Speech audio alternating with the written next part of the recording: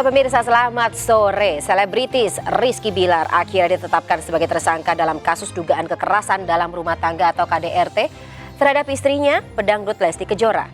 Bersama saya Fani Imaniar, Anda menyaksikan MNC News Now. Ya pemirsa, dari hasil investigasi Lembaga Perlindungan Saksi dan Korban atau LPSK, ini menemukan adanya sejumlah pelanggaran prosedur pengamanan serta tindakan represif oleh aparat dalam tragedi Stadion Kanjuruhan Malang, Jawa Timur.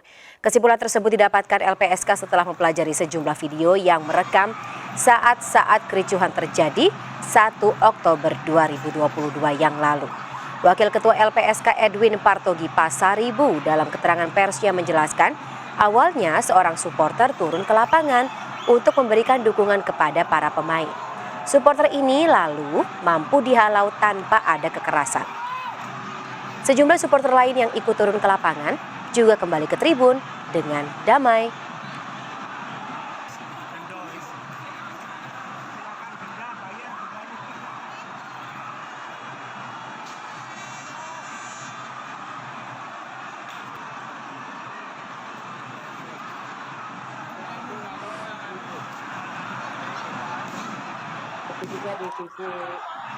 Ya, tapi beberapa saat kemudian pemirsa, massa mulai masuk ke lapangan kembali dan memicu reaksi dari aparat berseragam.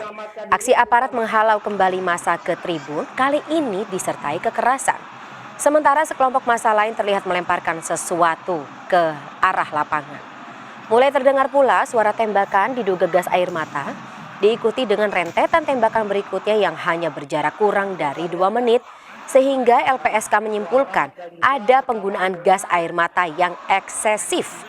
LPSK sendiri telah menerima permohonan perlindungan sebagai saksi dari 21 orang, 2 diantaranya telah dimintai keterangan. LPSK masih melakukan investigasi lanjutan dengan menurunkan tim yang bertugas di Malang dan juga menyediakan posko.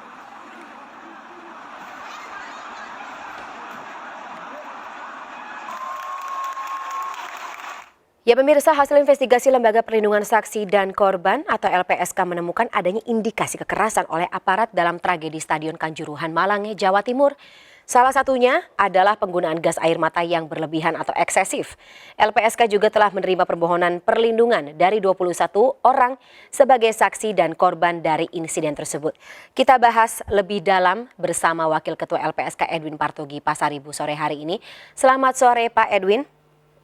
Selamat sore, Fani. Baik, terima kasih telah bergabung bersama kami sore hari ini, Pak Edwin. Tapi sebelum saya ingin menggali apa saja langkah LPSK sesuai dengan hasil konferensi pers LPSK hari ini ya, Pak Edwin, saya ingin konfirmasi lagi. Benar jumlahnya ada 20 permintaan untuk perlindungan saksi dan korban ya, Pak? Ya, betul, ada 20 permohonan perlindungan yang diajukan oleh para saksi dan korban. 20 atau 21, Pak? 20. 20. Itu dari siapa saja, Pak? Ya, mereka ada yang mahasiswa, pelajar, ada relawan medis. Sipil semua ya? Iya, sipil. Keluhannya apa saja, Pak? Ya, mereka ini kan orang-orang yang mengetahui peristiwa di dalam dan di luar stadion, serta secara langsung mengalami mengalami kekerasan ya, dan dampak dari peristiwa tersebut. Dan keterangan yang mereka punya ini kan tentu bisa membantu untuk mengungkap perkara. Jadi mereka punya bersedia menjadi saksi atau seperti peristiwa ini apabila ada jaminan keamanan pada mereka. Tadi Bapak menyebut ada kekerasan, kekerasannya dari pihak mana, Pak? Ya, sejauh yang kami dengar, yang mereka sampaikan berasal dari oknum aparat. Aparat Polres Malang atau? Ya tidak tahu ya, tidak ada yang tahu aparatnya dari satuan mana, tapi yang nampak kan adalah dari ada oknum TNI dan Polri. Pak Edwin, saya juga ingin menggali kembali terkait dengan kronologi yang katakanlah ini didapat oleh LPSK ya, ketika pihak dari LPSK termasuk Pak Edwin juga sempat meninjau Stadion Kanjuruhan kemarin. Kronologi di dalam stadion dan juga di luar stadion mungkin bisa dielaborasi lebih lanjut, Pak? Ya, tadi ketika kami konferensi pers kami menyampaikan beberapa pengamatan kami dari satu sumber video saja ya, yang kami sebut sebagai fakta 1626 karena itu durasi videonya dari sejak kuil panjang bunyikan sampai 16 menit 26 kemudian, itu peristiwa yang mencekam telah terjadi dengan penembakan gas air mata yang kami coba perkirakan ada 3 kali rentetan tembakan. Tapi jeda antara rentetan tembak pertama dan tembakan kedua juga sangat pendek ya. Padahal situasi di lapangan lumayan kondusif, dalam arti kata hampir tidak ada lagi massa di lapangan, tetapi masih terjadi tembakan gas air mata. Dan di sisi lain juga yang menarik bahwa dari video kamera mati tersebut, bahwa gerakan massa itu lebih banyak ada di utara, ya. Dan sementara di selatan itu kosong. Tetapi yang juga kemudian jadi pertanyaan, kenapa yang di selatan juga masih mengalami penembakan gas air mata? Penembakan gas air mata itu ada di gate 13 aja atau katakanlah Tribun 13 atau di mana saja Pak kalau dari rekaman CCTV yang LPSK terima? Kalau dari rekaman CCTV dan termasuk kesaksian itu sepertinya hanya VIP saja yang tidak terkena gas air mata atau tidak ada tembakan gas air mata ke arah VIP ya. Di luar itu nyaris ceritanya sama ya, termasuk semua kena ya. Termasuk relawan yang ada di gerbang A. Gerbang A itu posisinya antara VIP dan Tribun 1 itu juga mengalami gas air mata, termasuk juga ambulannya kejatuhan selongsong gas air mata. Padahal itu adalah pihak-pihak yang seharusnya tidak terkena ya. Ya sebenarnya sih penggunaan gas air mata dalam stadion perang maupun damai mereka dilindungi. Oke. Pak Edwin, yang ada di tribun VIP siapa saja saat itu kalau boleh mungkin dari kesaksian pihak-pihak yang melaporkan kepada LPSK? Kami tidak mendalami sampai sejauh itu ya. Tapi bahwa kami mengetahui beberapa pejabat di tingkat daerah yang hadir itu iya, tapi kami tidak mendalami siapa saja di tribun VIP. Baik. Pak Edwin, kita kembali lagi kepada laporan dari 20 orang yang meminta perlindungan saksi dan korban. Ini mereka mengalami apakah mereka mengalami bentuk ancaman, persekusi seperti itu? Sejauh ini informasi tentang itu tidak ada, tapi bahwa mereka adalah orang-orang yang melihat, ya, mendengar, menyaksikan, mengalami secara langsung peristiwa tragedi Kanjuruhan. Nah, yang tadi saya sampaikan itu kan masuk dalam kategori saksi. Ya, dalam konteks pidana. Tentu kebutuhannya ada pada penyidiknya, apakah membutuhkan keterangan mereka atau tidak. Kenapa sampai meminta perlindungan saksi dan korban, Pak? Ya, artinya mereka bersedia membantu mengungkap perkara ini. Gitu. Mereka bersedia menjadi saksi mengungkap perkara ini. Hanya saja tadi mereka butuh jaminan bahwa mereka keselamatannya terjamin, tidak bakal ada ancaman, termasuk serangan balik secara hukum.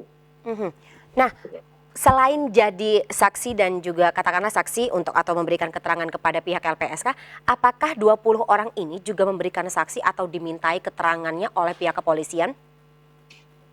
Dari 20 itu baru 2 orang yang memang sudah diminta keterangan oleh penyidik. Berarti ada 2 orang yang juga memang menjadi saksi dari pihak kepolisian ya? Ya. Baik, Pak Edwin, saya juga ingin kembali menggali terkait dengan indikasi kekerasan aparat yang tadi Pak Edwin sebut. Ini indikasinya didapat dari mana saja, Pak? Atau kenapa bisa sampai ada indikasi kekerasan aparat tersebut? Laporannya seperti apa? Ya, tentu banyak hal yang informasi yang kami peroleh ya, baik dari sumber langsung mereka yang ada di tempat itu maupun masyarakat secara luas juga bisa melihat dari video foto yang beredar. Itu kan sudah nampak jelas. Oke. Yang mengalami atau pemukulan atau mengalami kekerasan dari aparat tersebut ada juga berada dalam 20 orang yang melapor ini? Ada. Kondisinya gimana Pak sekarang? Ya, ada yang sempat dirawat di rumah sakit dan beberapa sudah ada yang pulang ke rumah. Baik, berarti korban langsung atau korban yang mengalami? Korban langsung ada, ya. Baik, berapa orang Pak? Korban langsung ada, saya sudah dulu datanya. Peninjauan langsungnya Mm-mm. 1, 2, 3, 4, 5, 6, 7, 8, 9, 10, 11, 12. 12. 12 orang Bapak, baiklah. Ya. Mengalami tindakan kekerasan dalam bentuk apa saja Pak? Ya, Pemukulan? beragam ya. Ada yang memang mengalami tindakan kekerasan pemukulan, penendangan, terus kemudian memang ada yang mengalami karena situasi chaos ketika itu atau masa yang cukup banyak ya, mereka sesak napas dan pingsan.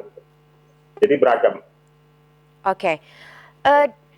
Rekaman CCTV atau video ini yang sudah dikantongi oleh LPSK itu berasal dari mana saja Pak? Maksudnya tribun mana saja?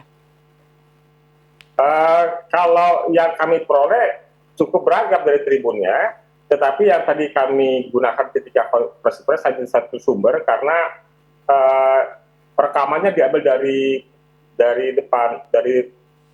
tribun VIP. Okay. Tribun VIP itu ketika merekam jadi jauh lebih lebih luas pandangannya kan, gitu.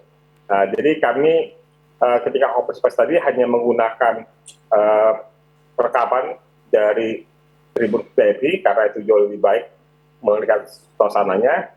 Tapi yang kami miliki ya lebih dari itu, CCTV rekaman dari para penonton yang lain juga kami punya. Tapi kan ada di tribun utara, ada tribun selatan, gitu. Oke, cukup jelaskah terlihat di kamera atau rekaman CCTV tersebut siapa saja aparat atau oknum yang melakukan kekerasan fisik atau yang melakukan pelemparan gas air mata tersebut? Tapi tahan dulu jawabannya Pak Edwin, kita akan sambung kembali di segmen berikutnya. Tetaplah bersama kami pemirsa dalam MNC News Now.